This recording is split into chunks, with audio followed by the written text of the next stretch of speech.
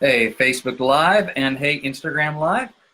Mondo, looks like the first one on here. All right, well, I appreciate y'all showing up. And Cosmo. And hey, Mondo, what's up today is we're going to be talking about how one line can totally screw up your song and ruin your chances of getting it recorded. Hey, Ronnie Glenn, good to see you on here on Facebook. So here's the deal. And feel free to share this around. If it's something that you think will be helpful to you or to some of your people in your community, in a songwriting group or musicians group or whatever it might be, feel free to share this thing around because I want to help as many people as possible with this information. And so what we're going to be talking about today is how one line in your song can really mess up your song's chance of getting recorded. As you may know, every line in your song is important. Every line has to be on point, right? Every line in your song needs to point to the central idea or the theme or the vibe of your song, right? So every line needs to pull its weight. Every line in your song has a job to do, and it should be there on purpose. Hey, Julie and Kim and Linda, and appreciate y'all being here. Again, if this is something, hey, Matthew Butter, if anything is helpful in here, you think will be helpful to your peeps, feel free to share this around. I would appreciate it, and hopefully we can help a lot of people. So big thank you if you have shared one of these before, or if you're going to share this one, I appreciate it. So also what I'm going to do today is I'm going to take some questions. We're going to do a little Q&A and see if answer some of your questions, see if I can be helpful to you. So just let me know. My printer's making noises on its own. Okay. So anyway, if I can help you out, you can drop a question in the discussion here in the chat, in the comments, something like that, and we'll be just see what kind of stuff we can get done here. So, all right, let's go ahead and dive in. So every line in your song has a job to do. It all has, it has to have a purpose, right? So let's see here. And the thing about that is sometimes one line in your song can really hurt its chances of getting recorded. So this specifically is talking about you're writing songs to get recorded by other artists, and so you're just wearing your songwriter hat here. The rules may be a little different if you're an artist and you're cutting your own stuff. This is really looking at it going kind of through the music row or the music business machinery, trying to get it through the A&R people and publishers even before A&R people and artists, and then gatekeepers at radio and that sort of thing. And so that's really the lens I'm looking through this at. And hey, Deacon, hey, Kevin. All right, so sometimes a single song can mess up your song's chance to get recorded or to connect with your listener. And I'm not talking about, oh, this line or that line was a little off topic or was a little confusing. Sure, those things are to be avoided because they do hurt your song and they can hurt your chances of getting it cut. But there's a couple specific types of lines I'm talking about today. The first one I want to talk about, and also this is all based, if you missed part of this or if you just want to read it instead of just listen to me yammer about it, over at songwritingpro.com. It's a new blog post that just dropped today, and this is Monday the 11th, and it's also linked up in the description, either in the bio for Instagrammers or in the description here for the video on Facebook. So you can click over and just read that as well, and some links that might be helpful to you as well. So the first type is the cornerstone/stumbling block. Now, I think it's a mistake to make one line of your song too important, meaning it's the one line that if the listener misses that line, tunes out, gets distracted or whatever, if they don't get that line, they don't get your song. I don't want to put that much weight on one single line. I think it's just a very dangerous way to write. So you don't want to hang too much of the weight of your song on one line, because sadly, really, you can't expect too much of your listeners' attention and attention span these days, especially. But just in general, you know, if you're already a megastar, they're going to listen, right? Because you already have your fans. But if you're playing for a publisher, if you're not already a hit artist, you just can't expect that much of their attention. So listeners usually won't give your song their full undivided attention, sadly.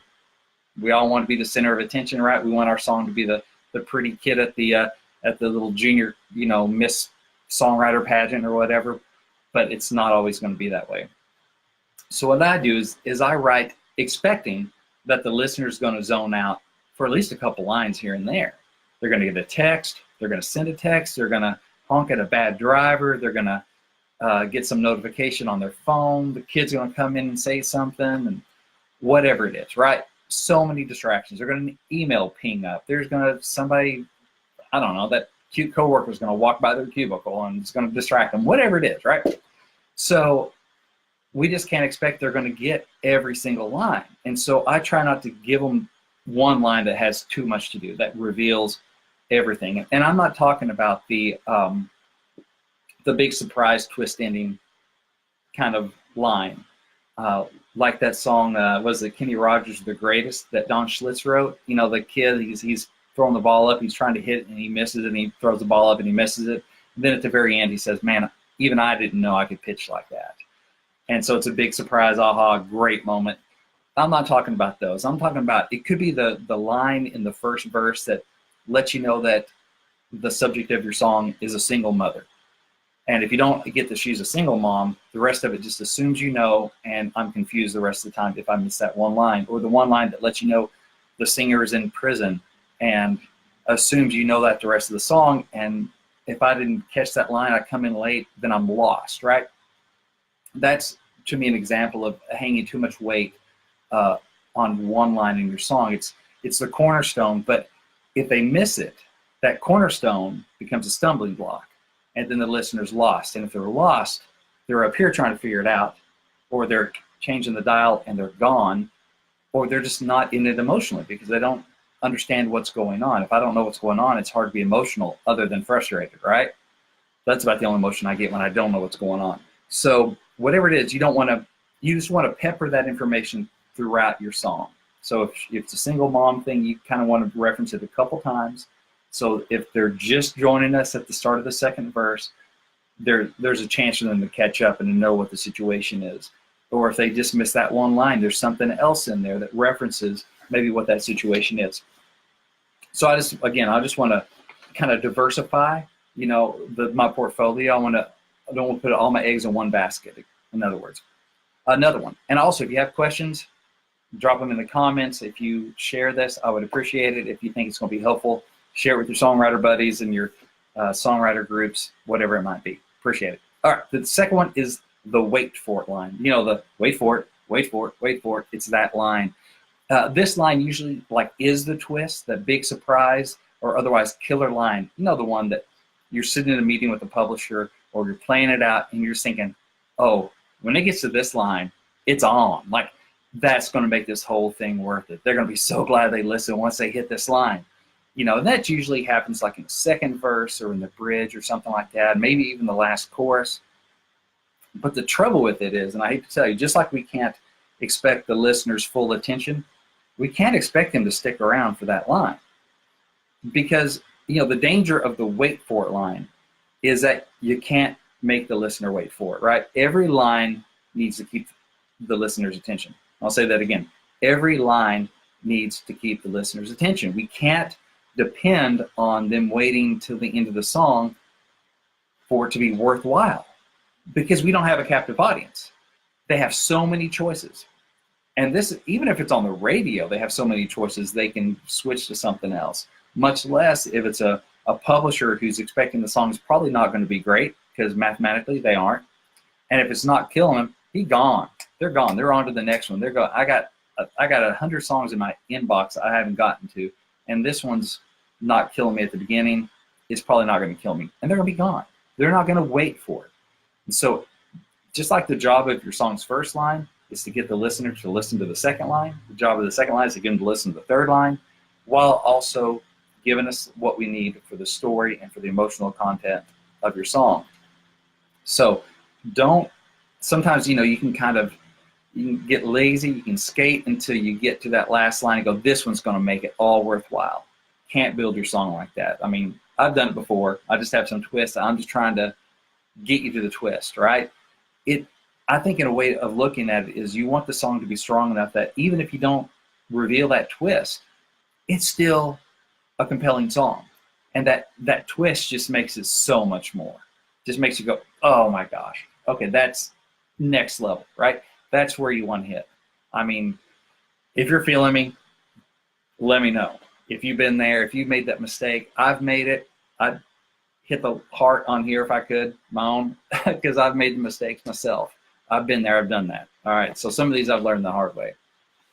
But again, you want to keep the listener's attention with every line. So that's the second one. And again, I'd appreciate you sharing this if you can, and also hit me up with some questions in the comments, and we'll hit a few of those as we finish up here. So the next one is the crossed that line. Okay, so this is really genre dependent. Okay, but your song could be chugging along just fine. You're making the publisher or the A&R person just kind of bob his or her head, and they're tapping their pencil, you know, and they're vibing with it, you know, they're in. Then all of a sudden you drop that F-bomb that has to be an F-bomb because it's the rhyme, or you say something really negative about a woman or about women in general, or something else that is just like a cut killer, right? You say something racist or sexist or whatever it might be.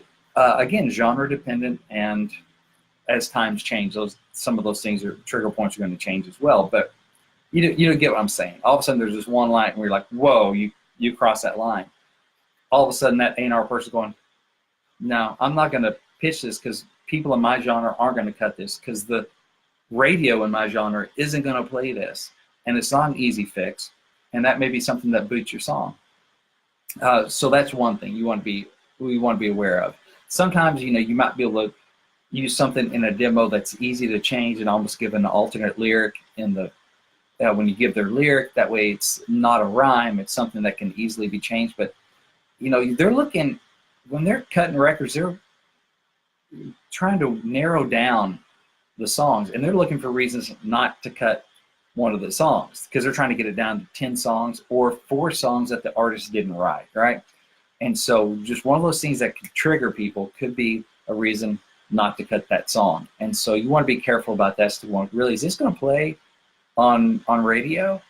Is it, because the artist most of the time, and this is general commercial, you know, advice, they're trying to get on the radio because that's still how they reach a lot of fans. And if they think that song can't get on the radio because of this line or that line, it's just not as much chance they're going to record it. Or even if the artist would like it, but the people around them don't think they'll go there or don't want them to go there, they can knock that song off for wanting to get to that artist. So there's something else to think of. Hey, Kanisha, hi. Let's see here. Garrett, thanks for joining us. And Stephen and David and Jennifer and Mary Lynn and Diane, thank you. It's a party over here. All right.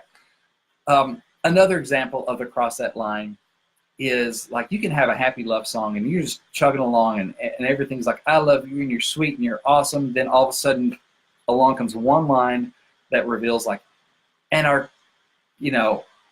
kids love you too. Or, and my grandkids love you too, right? Some line that reveals that the singer or the people in the situation, really the singer is a parent or grandparent.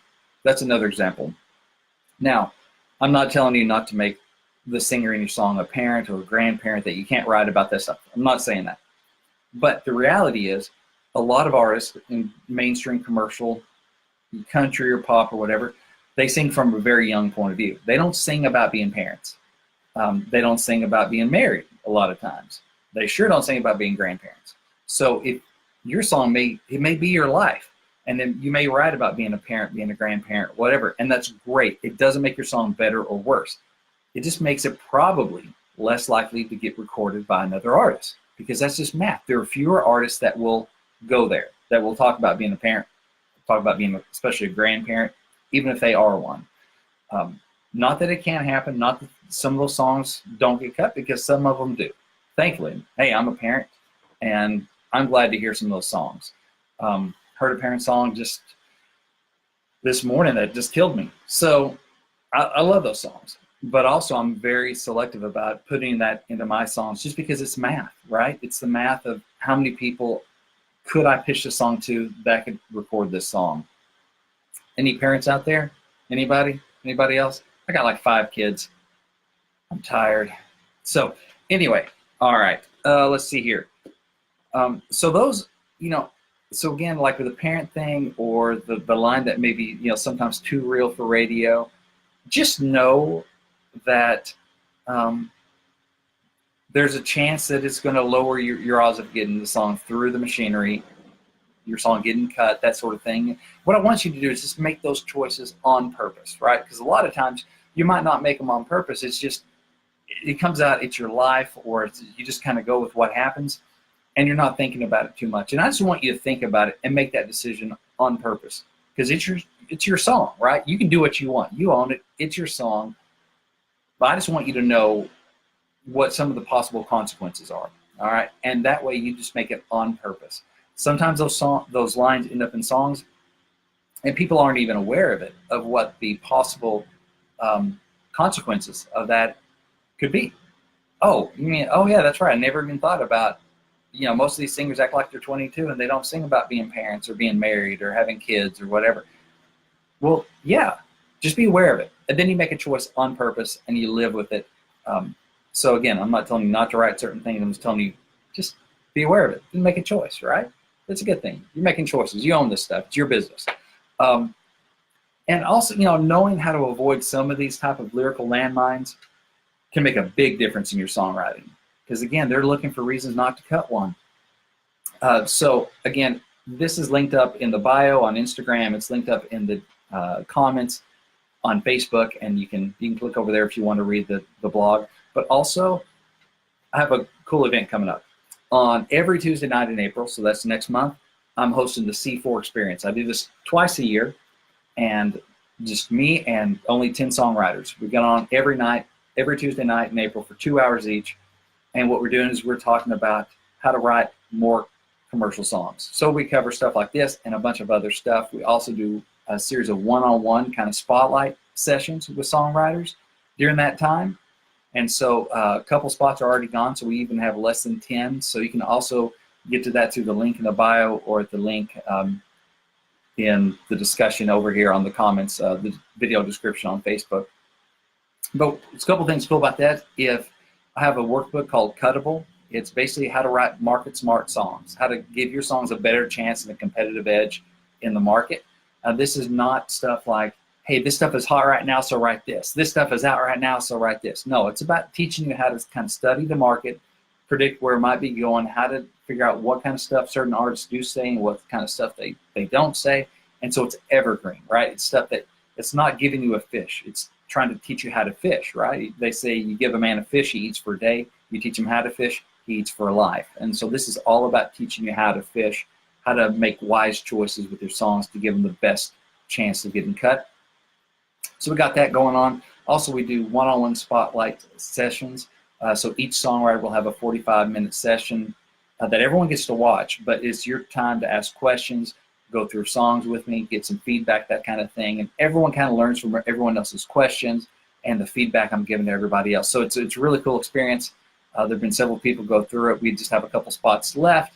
Also, if you want to find out about it, I have a gift for you. A good way to, if you missed this one or you want to know what other kind of workshops we have going on, you can go to giftfrombrent.com. That's giftfrombrent.com. You can download my free ebook. It's called Think Like a Pro Songwriter. It's just some of the stuff I've learned over my years in the music business. And you can download it, get instant access to it. Doesn't cost you a dime, but it also puts you on the Songwriting Pro Insiders email list. Let you know about events like the C4 Experience, opportunities to play for publishers. Right now I'm listening through the last round we're doing, or the current round of the Play for Publisher event. We have a hit, legit publisher coming in, and we're going to play some songs and get on a video conference with songwriters from all over the world. And if you want to find out about that kind of stuff, best way, go to giftfrombrent.com, download the free ebook, and that way you'll be in the loop on that kind of stuff. So you never have to miss out on an opportunity, because I want to help you think like a pro, I want to help you write like a pro, do business like a pro, and connect to the pros. And I can't do that if I'm not in communication with you. So a great way to do that is to download that free book. So, all right, let's get to some questions, right? And again, if this is helpful, share it. I appreciate it, and hopefully it'll help good folks. Hey, Marvin, good to see you, buddy. All right, let's go down here and see if we can get some questions. All right. Deacon, hi, Tom. When considering these great lines, is there a danger of getting too hooky, I guess, like you're trying too hard?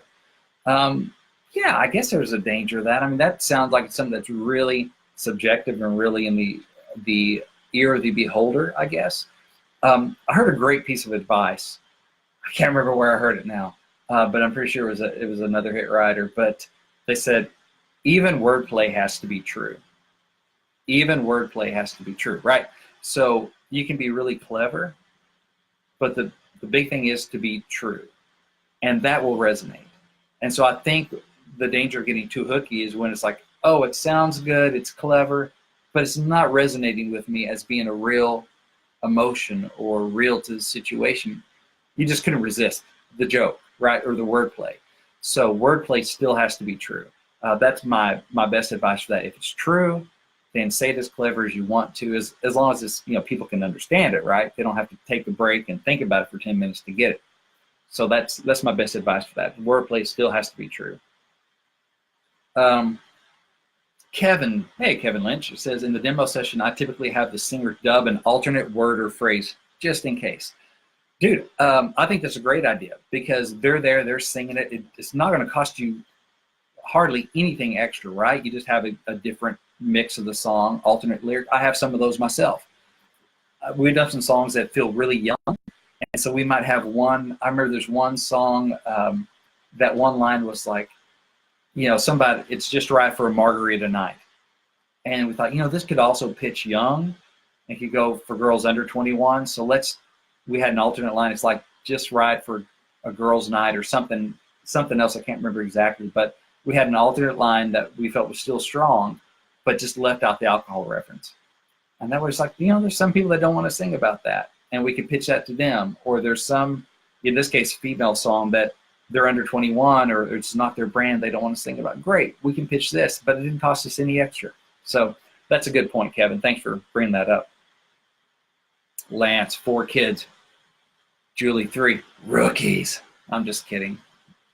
We just got our 5th. We're tired. Let's go and see if we can get over here on Instagram, answer 1 or 2. So Steve says he tries writing the same song from different perspectives. Yeah, that could be a way to get around, say, the parent or grandparent thing, to change the math if you could do it like third person. I once had a song when I was writing for Major Bob's called Hell of a Deal. And, it's about this guy that, he knows his girl's cheating. He goes and he kills them both, and he's on death row by the end of it. Happy, lighthearted, happy times, but it's called Hell of a Deal. And it was cool. Major Bob liked it. They're like, we want to demo this sucker. Let's put some money in this. But we think this should probably be third person because Tim McGraw may not want to sing about killing his cheating girlfriend and the guy and being on death row. I'm like, okay. I still like it better first person, but I get why an artist may not want to be that character. So sometimes you write it from a different point of view. So hopefully, that's a good way to round it too sometimes. Let's see. Can you give a quick rundown of the types of demos, scratch, professional, etc., and what is it, and how good does it have to be to submit to a publisher? That's Trav. Hey, Trav.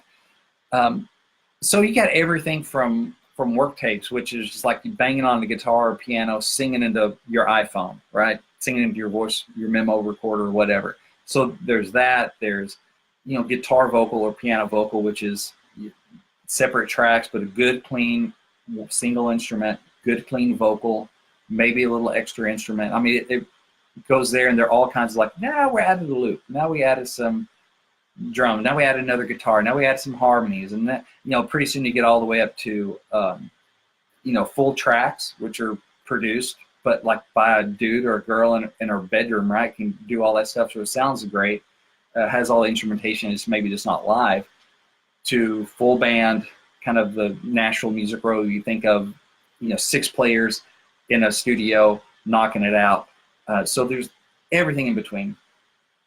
And I know that playing for a publisher, my theory is, one, it's good to be professional on your first impression, right? To have a good sounding song. So I mean good sounding. I don't mean full production. That might be the right way to go for a certain song, especially like up-tempo songs that are supposed to be slamming, have a lot of energy. You want to be able to convey the vibe, right? So you do want to get that across. But yeah, a good clean guitar vocal I think is good enough to play for a publisher because they want to know, are you a good songwriter? Is this a great song? Are you a great writer? Now it helps. Linda's got 5 kids too. God bless you, Linda. If you walk in with something they can run out the door with because they have a pitch meeting for, Jason Aldean in 30 minutes, and they can go, great, this is awesome. Could I take this? You want a handshake on this? That's great if you have something that sounds that good. It just makes it easier for them, right? But if a publisher has to have a full demo to know if the song is great or not, I don't want to work with them, because not everything I turn in is going to be full demo. A lot of times you work together with the publisher to decide what to demo, as I mentioned before with the Major Bob and the Hell of a Deal song. But I've also had a publisher tell me that a lot of times these days, more and more writers are turning in like kind of full tracks, like full demos, because so many track writers, people have Pro Tools and all this stuff where they can build stuff, you know, as they write the song. And you walk out of the writer's room with something that sounds like pretty dang good, like a pitchable demo. So that is some competition. But again, playing for a publisher, you want to sound good. You don't want to distract from the song with the performance. But as you get to know them, then stuff can sound a little messier as they get to know you and they believe that you're a good writer. Like a lot of stuff, my deals I've turned in, it is the work tape from that day, and there may be a flubbed word or two, and it's not perfect, but they get the vibe and they have the lyric in front of them. But they've already bought into me at that point. I'm on salary, right? I mean, I'm getting a draw.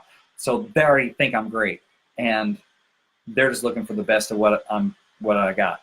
So that's a different case. I wouldn't lead with that stuff. I try to lead with something is a great song and is recorded really well. So hopefully that helps. Let's see here. What else we got here? Hey, William Topper in Vegas. Let's see. Yeah, Greg says he's 55, but usually tries to write from a much younger perspective while also occasionally mixing in some wisdom of my age. I think that's a great way to look at it. Again, if you want, you know, people to record your songs, Greg, you definitely don't have to do that to write a great song, but it sure helps to get song through the system, to get an artist that wants to sing it. I think that's a great way to look at it. Like, sing from a young point of view, but also have, you know, the wise beyond your years kind of stuff in there. I think is smart. All right. Hey, Tom got the ebook. Great. Thank you. Hope it's helping. Let's see. When writing a lot, do you tend to listen less to radio or other artists for fear of their sound subconsciously creeping into your own songs? Well, Greg, I'm a lyricist, so that's not as much of an issue for me because I'm not the one writing the melodies. My co-writers do that. So I'm not as worried about that. I listen when I can. I try to make it a point to listen and stay current to stuff that inspires me. And I get a lot of ideas from other songs, I'm not like copying people's ideas, right? Like, oh, this song is called So Whatever, and I'm going to take that same title with that same angle. I'm not doing that stuff. That's a waste of time. It's already on the radio. But there may be one line in the song that inspires a thought, or the song may start off, you listen to the first line or two, and you're like, oh, I wonder where this is going. And then it doesn't go there, but you like where you were thinking it could go. Like, well, let's write a song based on that. So I like to listen to songs. It's more keeping me engaged with what's going on and what's on the radio and stuff. So, but you got to work, what works for you. I know that it's a danger if you say you want to get your songs on the radio and you never listen to radio.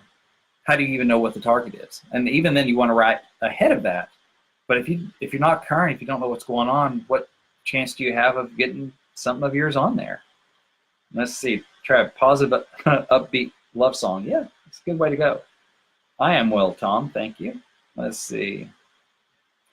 This is an interesting question for Westflow6 on Instagram. Why do we care about labels when the internet has the power anyway? Well, again, you sound like you're your own artist. And so I think and you might not have been here for this, but I preface going, this is really for people like me who are songwriters, not artists, who want other artists to record my songs. And so I need an outlet. I'm not just going to put my own vocal and my own track up on the internet because you don't want to hear me singing. It's really not anything you want to pay for. You'd actually pay for it to stop. So if you are your own artist, you have a lot more, and you're independent, and you're not working within the label system, yeah, you can chase your muse a lot more and find your crowd that gets what you do. If you're a writer trying to get to an artist, then you do have to worry about labels and that kind of stuff, because that's still where the huge money is radio airplay. And for guys like me, that's where the money is. So it's something we do have to consider. But yeah, if you're your own artist, and yeah, go out there, start selling, prove the concept, find your tribe that digs your vibe, right? Go for it. Let's see. Oh, speaking of tribe, J. Kyle Music on Instagram asked here, how do you pick your group or your tribe when doing co-writes? Is it like you write with anyone and everyone to see what works. So he's new to Nashville, still figuring it out. Yeah, it is. It's part of that. It's a mix of who do you really get along with. I heard a writer, and it was on a podcast. It wasn't my podcast, but it was on some podcast, I think, where they're talking about they like to get paid up front, which they were talking about. They want to make sure every co-write is a good day, meaning they may not write a money-making song, but they really dig who they're hanging out with, and that's what they consider kind of getting paid up front. They enjoyed the hang, and that's a very important part of the business. So one, I want to be people that I enjoy hanging out with, and so even if we don't get a great song, it's a great day. And there's more longevity there. You're going to connect more, and there's a better chance of getting some great songs in there. And then also great songs. So I'm not going to keep writing with someone, even if I really enjoy it, but our songs just never get over that hump, right? They're just not my best work. And so to me, it's a mix of that. Are they working hard? Also is a big thing. Are they hustling? Are they after it? Are we compatible personality-wise? Are we compatible musically? Do I get my best work with them, and vice versa? And are they out working the stuff? So that's some of the stuff I look at. We'll take one more, then we'll shut her down here, I think. Let's see. Kyle on Facebook asked here, I've been told that big name publishers don't like to take outside submissions from artists because they already are paying their writers to make the hits. And I think from artists, I would say maybe like songwriters, or at least that's how I'm going to take it, Kyle. Yeah, they are literally invested in their own writers. Monetarily, time-wise, relationship-wise, they are invested in them. But they are also looking for the next crop of writers, right? They don't want to miss out on what could be a great thing and a great moneymaker. And if it's so, you do kind of have to beat what they already have, because sometimes you'll play songs for a publisher like, yeah, man, this is great. You know, if I got a bunch of them, my guys and gals are already writing. No, I'm not taking that call. All right, got a phone call. Sorry. And they're like, you know, I already got a bunch of these sitting in the back and I'm trying to get cut. So I'm not going to pitch yours when these people are, you know, we're trying to get the money back we've already invested in them. So you need to bring something a little different to the party, or just better, right? And of course, that's a subjective term, better. The publisher kind of will know what they need. So it's not easy. It's a high bar. And even when you're signed, it's still a high bar to get your stuff pitched, because there are other writers that are doing great work and you're still angling for pitches. So it's never easy, but yeah, they're open to it. They just know most of the time it's not going to be something that solves their problems, because they're trying to get songs cut. Most songs aren't cuttable. They aren't written well enough or on target enough. And so it's kind of hard to get through publishers, but there are some ways to do it. But hey, appreciate y'all. We're about 33 minutes in or so, so I'm going to go ahead and let y'all go. But again, if this has been helpful, I would appreciate you sharing it if it can help some other people. Again, you can go to giftfrombrent.com, and thanks for the thumbs up there, Ronnie. I appreciate it. You can go to giftfrombrent.com and not only get the free ebook, Think Like a Pro Songwriter, you can also, that gets you on the Songwriting Pro Insiders list, let you know about events like the C4 experience. That gets you my blog every week, so new information for free. Lets you know about the podcast called The Climb that we do twice a week. Hopefully there's some climbers out there listening to the podcast. And you can also find that through the blog and through the link in the bio at songwritingpro.com. So I appreciate it. Thanks for spending maybe your lunch hour or late lunch hour with me. And God bless. Keep on writing. And don't let that one line screw up your song. Appreciate you guys. Bye.